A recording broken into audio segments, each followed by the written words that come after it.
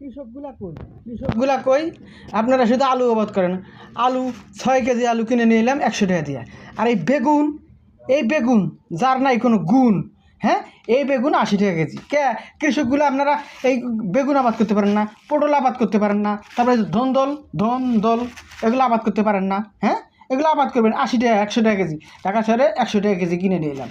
আপনারা খালি আলু আবাদ করে খালি মারা খাইতেছেন, তাহলে এগুলো আবাদ করেন, এগুলো বেশি বেশি আবাদ করেন। আলু মানুষ খায়, কম বেশি আলু খাই, কিন্তু আলু পাওয়া যায়। কিন্তু আপনারা কি এগুলো আবাদ বেশি করে এগুলো আবাদ করতে পারেন না? যে পটল আবাদ করবেন, বেগুন আবাদ করবেন, দেখেন বেগুনের সাইজ দেখছেন, হ্যাঁ, বেগুনের সাইজ দেখছেন, বেগুন আবাদ করবেন, বেগুন 80 টাকা কেজি। বেগুন আবাদ করলে লস নেই।